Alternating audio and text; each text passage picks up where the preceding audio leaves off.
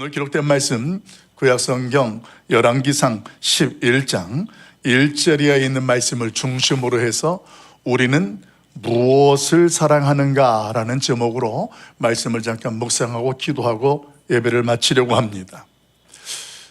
몇 해 전 우리 한국교회에 불어닥쳤던 영적 회복과 부흥의 시절이 있었습니다. 그때에 어떤 것들이 중점이었냐면 교회의 영성 회복이 굉장히 화두에 있었습니다.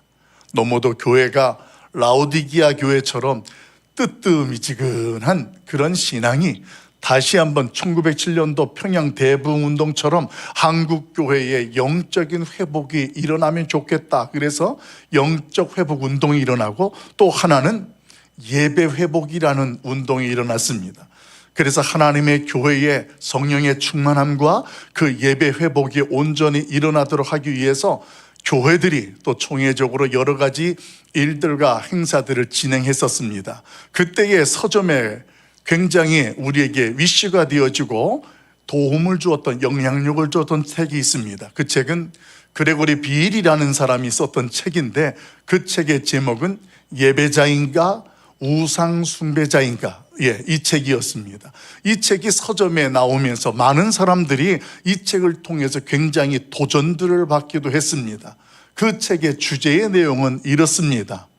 우상 숭배자는 우상을 닮아가게 된다. 이 내용을 하나하나 풀어서 설명한 내용입니다.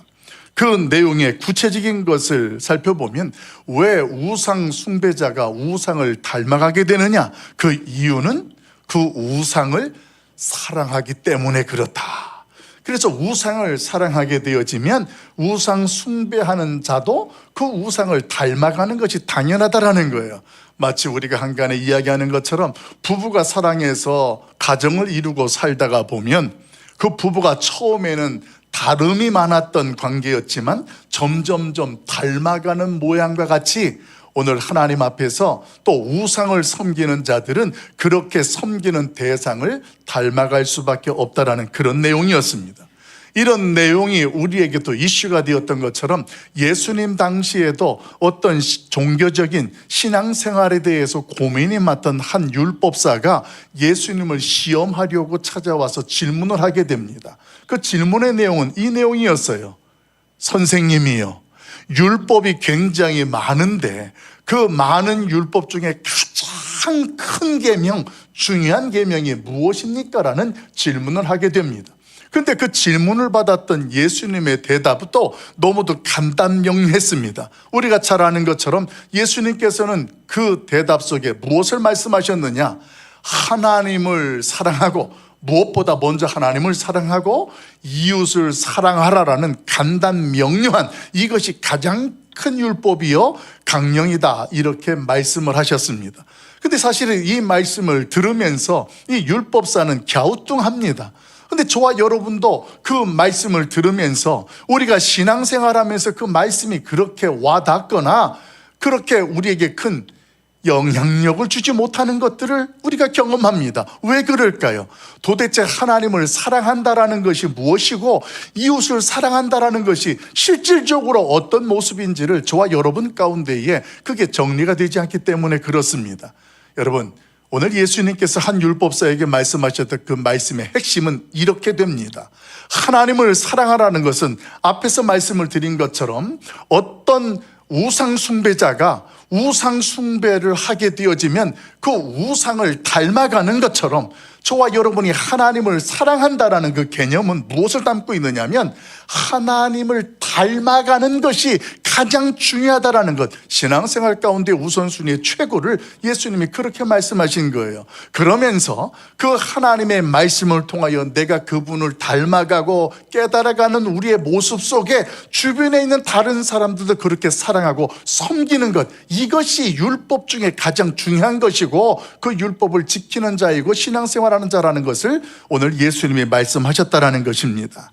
자, 이런 말씀들을 하나둘 정리하면서 그러면 오늘 저와 여러분이 읽었던 본문 속에 솔로몬은 무엇을 사랑하고 있을까?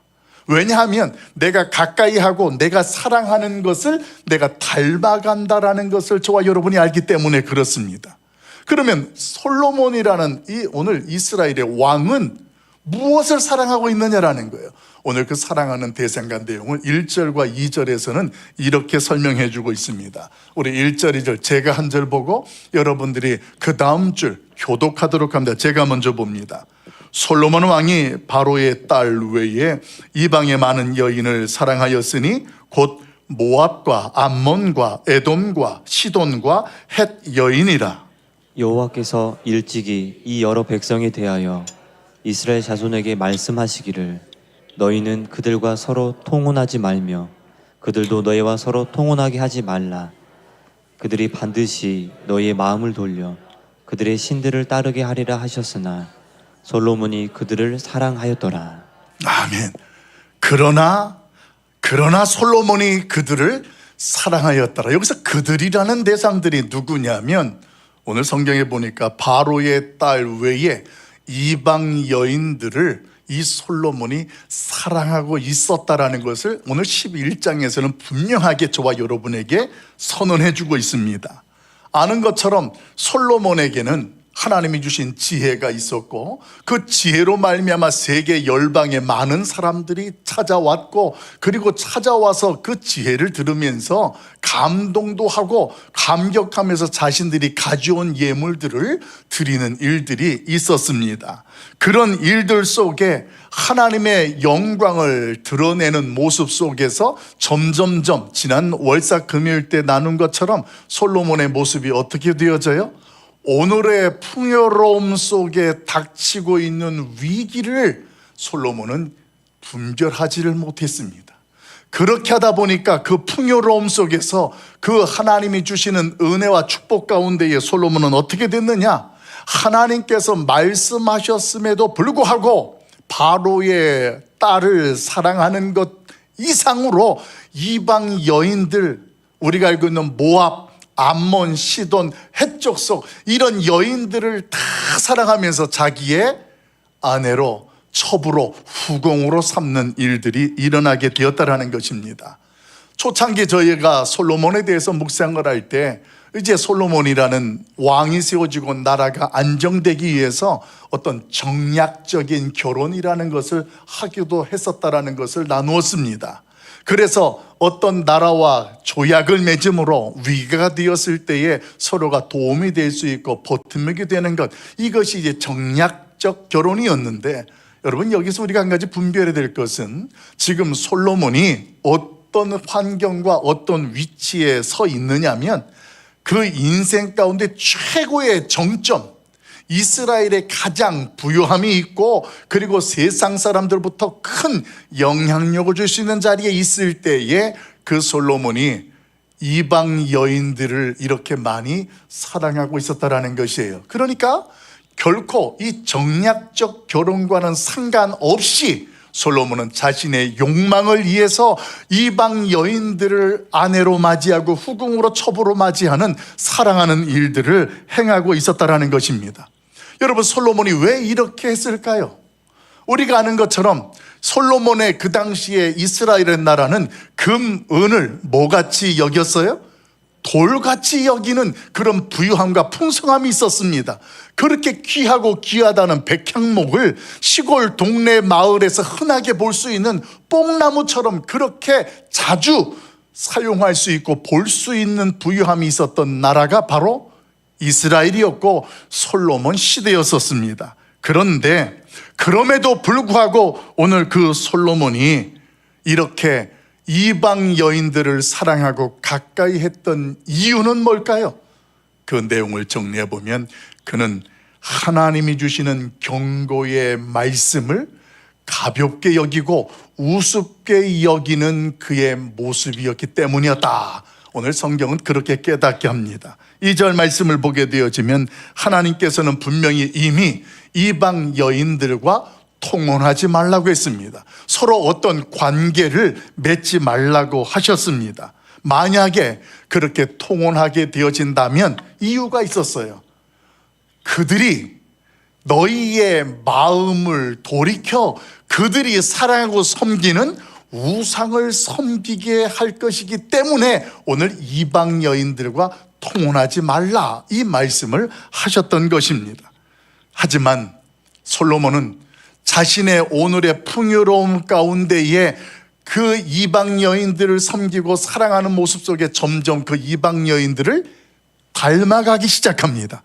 그 여인을 사랑하다 보니까 그 여인이 섬기는 우상들까지도 같이 받아들이게 되고 그 우상을 섬기고 제사하는 그런 안타까운 모습들이 일어났다라는 거예요. 그런 모습 가운데에 솔로몬은 자신의 몸을 오늘 죄악의 세력에 팔아 넘기는 줄도 모르고 점점점 쇠퇴의 길로 갑니다. 금요일날 말씀을 나눈 것처럼 이 10장부터 이스라엘에는 놀라운 하나의 기점이 되어져요. 풍성함과 부요로움이 있은 가운데에 그 위기를 분별하지 못했던 솔로몬, 그 솔로몬 왕 시대 이후 이스라엘 나라는 갈라지게 됩니다.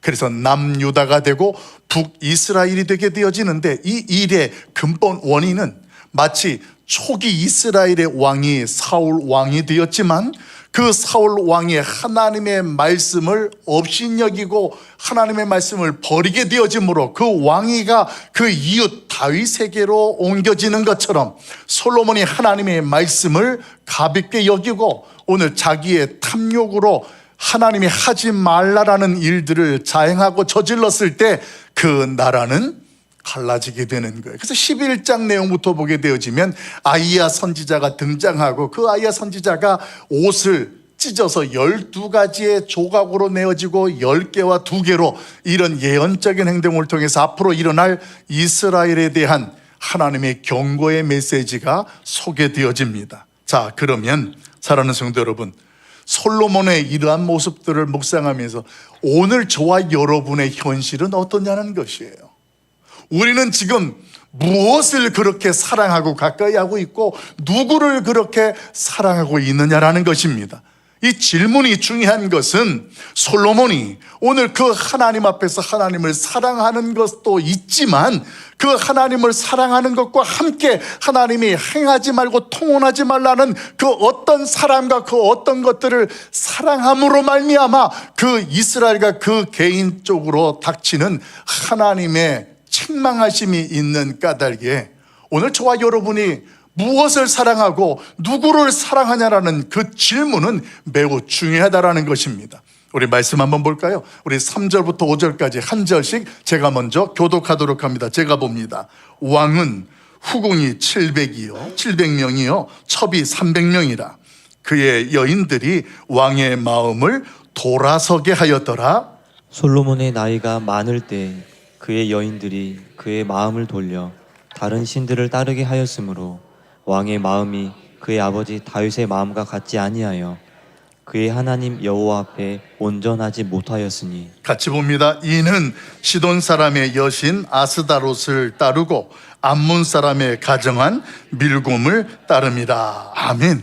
지금 여러분 솔로몬이 누구를 사랑하고 무엇을 사랑하는지 성경은 분명히 말해주고 있습니다. 우리는 지금 솔로몬을 마치 제3자의 입장에서 이렇게 바라보면서 한쪽에선 혀를 찹니다. 아이고, 왜 솔로몬이 저럴까? 하나님이 주신 지혜로 그렇게 명성도 얻었고 또 부도 얻었고 이렇게 하나님의 은혜와 축복 속에 있는데 왜 그 하나님이 말씀하신 것들을 무시하고 엉뚱한 것들을 이렇게 사랑할까? 참 속상한 마음을 떨쳐버릴 수가 없습니다. 주일학교 시절 저도 신앙생활하면서 청년부까지 신앙생활하면서 솔로몬 그러면 우리의 이미지가 어땠냐면 참으로 귀한 왕이고 하나님 앞에서 귀하게 쓰임받은 왕이다. 굉장히 솔로몬 이미지가 좋았거든요. 그런데 말씀을 조금씩 묵상해 갈 수 있도록 그렇게 훌륭한 면도 있었는데 한 면에 이면에는 너무도 어두운 모습들이 그 인생 속에서 함께 찾아오고 있었고 그 인생을 좀 먹듯이 조각조각 부러뜨리고 무너뜨리는 안타까운 일들을 보게 되는 것입니다. 사랑하는 성도 여러분, 왜 성경에서 이렇게 훌륭한 업적이 있는 다윗도 솔로몬도 더 모세도 오늘 그런 모습들이 있는 반면에 또 어두운 모습, 약한 모습들을 저와 여러분에게 보여주는가 하면 우리의 모습이 별 차이가 없기 때문에 그렇다라는 것입니다. 사랑하는 성도 여러분, 우리 인간은 우리가 사랑하는 그 어떤 것이든 어떤 사람이든 간에 가까이 하는 대로 사랑하는 대로 닮아갈 수밖에 없고 쫓아갈 수밖에 없는 존재가 바로 우리 인간들입니다. 그런 까닭에 하나님께서는 이스라엘 백성들이 애굽에서 출애굽할 때에 출애굽기 34장에 보게 되어지면 분명하게 말씀하셨습니다. 이제 너희가 애굽에서 나와서 가나안 땅으로 가게 될 때 이 율법과 계명을 지켜 행하라. 그러면서 하신 말씀이 너희는 결코 이방 여인들과 통혼하지 말라, 이렇게 선언하셨어요. 이것은 그들과 관계를 맺지 말라는 뜻이 아니라 오늘 그들과 함께 그들을 사랑하게 되므로 그들이 섬기던 우상으로 너희의 마음이 흔들리게 되고 하나님 외에 다른 신과 우상을 섬기게 될 것에 대해서 오늘 하나님이 견고하시고 오늘 깨닫게 하시는 메시지가 있었다라는 것입니다. 그런데 오늘 솔로몬은 어떻습니까? 그 하나님의 말씀보다 이방 여인들을 더 사랑했습니다. 그래서 후궁이 700이나 되고 첩이 300이나 되는 어마어마한 숫자가 소개됩니다. 근데 여러분, 사실 그렇게 많은 이 후궁과 첩이 소개가 되는데 그보다 더 심각한 문제가 하나 있어요. 오늘 숫자가 많았다라는 개념을 성경은 말해주는 것보다 이렇게 많은 여인들을 사랑하게 됨에 따라 그 여인들이 사랑하는 것으로 그 솔로몬이 닮아가고 끌려갔다라는 것, 이게 더 심각한 문제가 되었다라는 거예요. 여러분, 당시에 그 가정마다 가정에 수호신들이 있었습니다. 이것을 잘 보여주는 게 야곱이라는 사람이 바단 아람의 외산점 집으로 갔다가 하나님께서 다시 고향으로 돌아가라 할 때 그때에 그 아내가 되어지는 여인이 말 완장에 숨겨가지고 왔던 것이 하나 있어요. 그게 가정의 수호신으로 섬기고 그들이 기억하던 드라빔이라는 우상이 있어요. 그러니까 각 가정마다 이런 우상이 있을 정도이니 그 공주가 외국에 있던 그 이방 여인들을 솔로몬이 아내로 사랑하고 그들을 맞이할 때 그들 가운데 모두가 채웠겠습니까? 우상이 온 거예요. 지금 후궁이 몇 명, 첩이 몇 명, 이게 1000명이나 되는 수많은 여인들이 각기 다 우상들을 자기들이 사랑하고 섬기는 신들을 가지고 와서 섬기고 있었으니 오늘 그 현실이 어떻겠느냐 말이에요. 오늘 하나님은 이것을 이미 아시고 경고하셨지만 솔로몬은 엉뚱한 것을 사랑하고 엉뚱한 사람을 사랑하는 그런 모습으로 서고 살아가고 있었다는 것입니다. 뿐만 아니라 오늘 말씀해 보니까 솔로몬이 솔로몬 성전을 지었는데 그 건너편 맞은편 산에다가 우상 숭배하는 신전까지 세웠다, 이렇게 이야기를 해요. 그러니까 하나님 앞에 제사하고 돌이켜서 또 우상 신전에도 제사하는 어처구니 없는 일들, 이것을 4절 말씀에는 뭐라고 한마디로 정리해 주냐면 다윗이 여호와를 온전히 따름같이 솔로몬은 어떻게 했다? 따르지 아니했다, 이렇게 말해 주는 거예요. 그러니까 솔로몬이 가는 모습이나 이 다윗이 살았던 모습이 너무나 다른 거예요. 하나님께서 이들을 세우고 다윗의 언약대로 그 왕조가 끊어지지 아니하겠다는 약속처럼 하나님은 그 다윗의 소생으로부터 후손으로부터 이스라엘의 왕위를 이어가게 하는데, 문제는 오늘 그 후손들이 하나님 앞에서 엉뚱한 것들을 사랑하고 엉뚱한 것들을 섬기는 이런 악행의 죄악들이 있었다라는 것입니다. 이런 모습들을 묵상하면서 한 가지 저와 여러분은 이해되지 아니하는 것이 하나 있어요. 그것이 뭐냐 하면 가만히 보면 솔로몬이나 다윗이나 아내들이 다 많았습니다.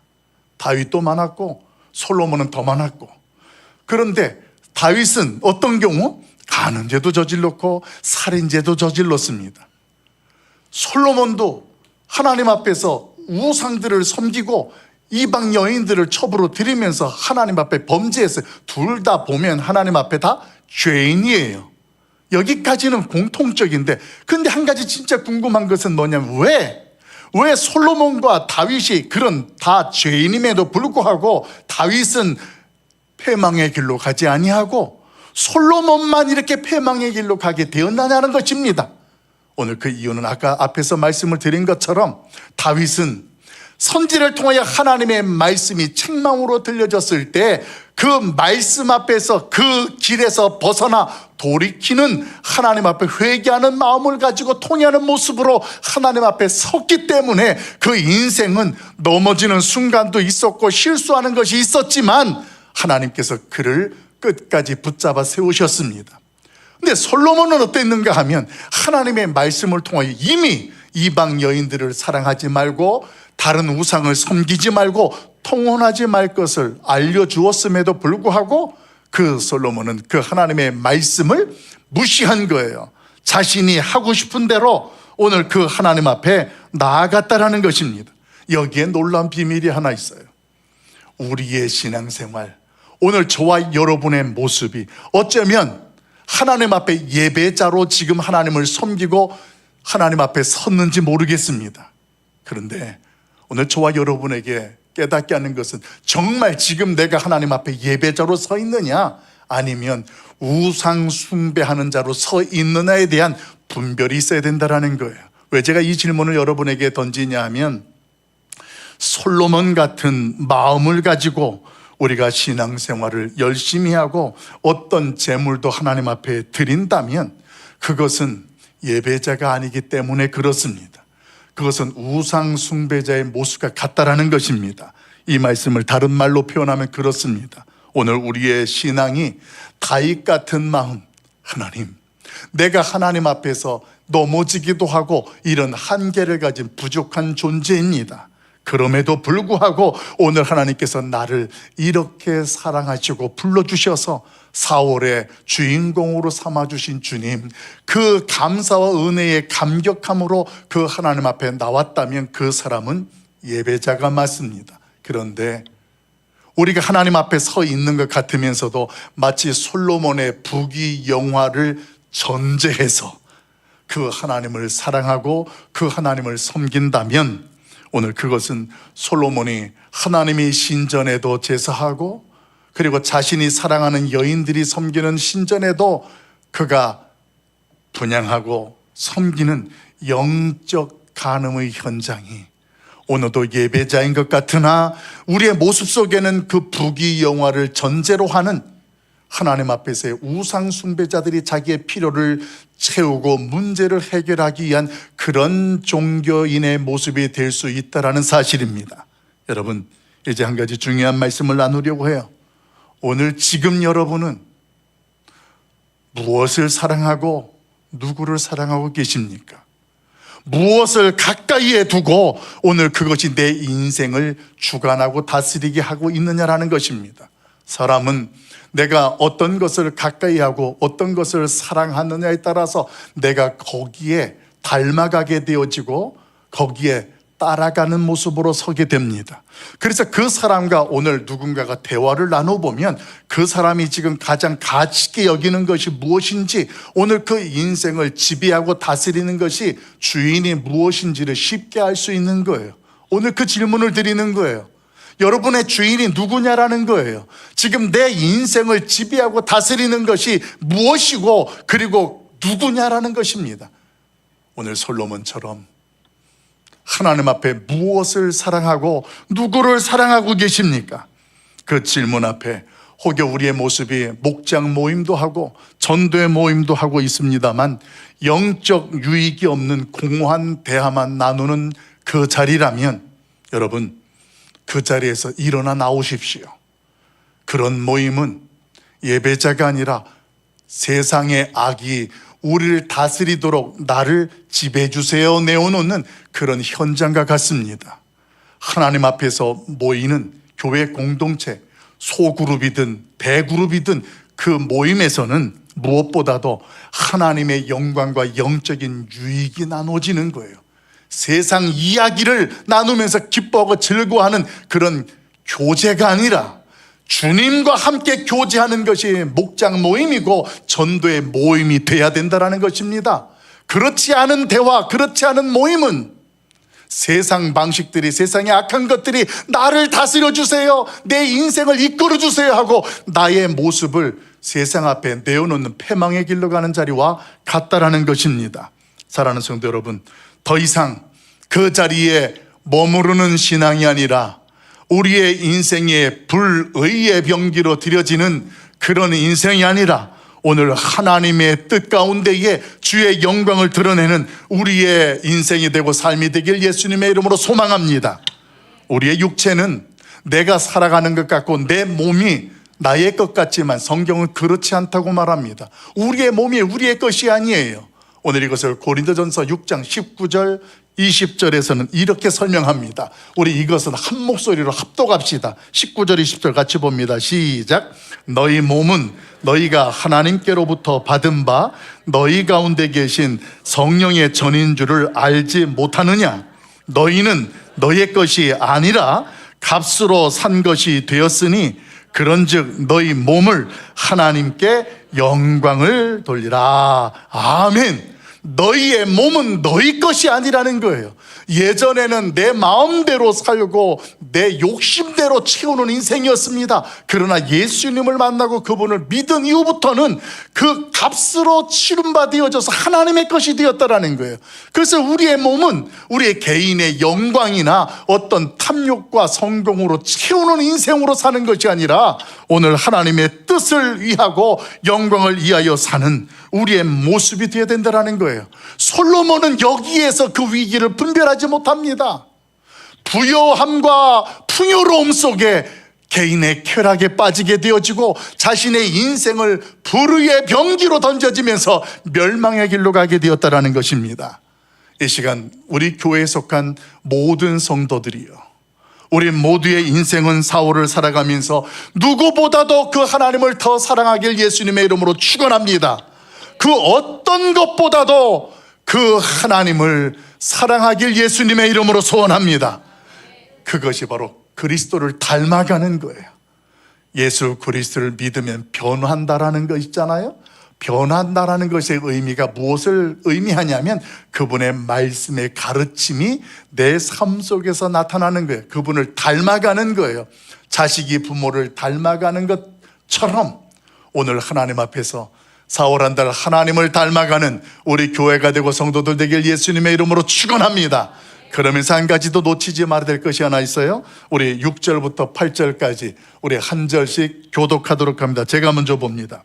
솔로몬이 여호와의 눈앞에서 악을 행하여 그의 아버지 다윗이 여호와를 온전히 따름같이 따르지 아니하고 모압에 가증한 금오스를 위하여 예루살렘 앞 산에 산당을 지었고 또 암몬 자손의 가증한 몰록을 위하여 그와 같이 하였으며 같이 봅니다. 그가 또 그의 이방 여인들을 위하여 다 그와 같이 한지라 그들이 자기의 신들에게 분향하며 제사하였더라. 아멘. 여러분 6절부터 7절 8절에 있는 내용을 보면 그게 솔로몬의 현실이었어요. 그 인생의 후반부에 이런 모습이에요. 그 아내들을 사랑하니까 그 아내들이 사랑하는 것들을 다 모두 그렇게 했더라 그러면서 제사를 드리고 분향하고 섬기는 일들을 했었다라고 성경은 선언합니다. 그 이야기를 6절에서는 한마디로 이렇게 정리해 주었죠. 그 부친 다윗이 여호와를 온전히 따른 같이 그 아들 솔로몬은 따르지 아니했다 이렇게 선언합니다. 여러분 이 말씀 속에 숨겨진 한 가지 비밀이 하나 있어요. 다윗이 하나님 앞에서 온전히 따랐다라는 것은 솔로몬과 그 후손들이 하나님을 섬길 때는 이렇게 섬겨라 라고 본을 보인 것이고 그 믿음의 길을 내어준 거예요. 그런데 그 길을 솔로몬은 가지 아니하고 엉뚱한 길로 간 거예요. 오늘 그 솔로몬이 다윗의 길로 갔다면 하나님의 놀라운 축복과 언약을 누릴 수 있었을 것입니다. 이 시간 여러분에게 권면합니다. 오늘 저와 여러분에게 이미 우리가 죄와 허물로 죽었던 인생이었지만 예수님께서 오셔서 우리가 살아갈 수 있고 살아나는 생명의 길을 저와 여러분에게 보여주신 줄로 믿습니다. 여러분 4월 한 달 그 길을 떠나지 아니하고 그 길을 걸어가는 저와 여러분 되시길 예수님의 이름으로 간절히 소원합니다. 주님이 가신 그 길, 우리에게 보이신 그 길, 솔로몬은 다윗이 보여준 그 길을 따르지 아니했습니다. 벗어났습니다. 그래서 멸망의 길로 갔다면 적어도 저와 여러분은 우리 예수님께서 저와 여러분에게 보여주신 그 길이 십자가의 길이면 여러분 거부하지 말고 그 길을 가는 거예요. 이해가 되지 아니해도, 고통스러워도 그 길을 버텨가는 거예요. 왜? 그 길이 생명의 길이니까. 주님이 가신 그 길을 따라가면 우리 모두에게 그 말씀의 언약대로 하나님의 도우심과 역사하심이 있으니까. 지금 우리의 모습이 힘들고 어려운 처지에 있습니까? 그 길을 걸어가는 저와 여러분에게 하나님께서는 우리의 인생을 정금같이 나오게 하실 줄로 믿습니다. 우리가 가는 그 길은 생명의 길입니다. 내가 신앙의 연륜이 짧아도 문제가 되지 않아요. 교회에서 아무런 영향력이 없어도 괜찮아요. 내가 그 길을 가면 되는 겁니다. 사랑하는 성도 여러분, 오늘 예수 그리스도를 누구보다 더 사랑하길 주의 이름으로 축원합니다. 그 길을 끝까지 포기하지 않고 나가는 주의 성도들 되길 예수님의 이름으로 축원합니다.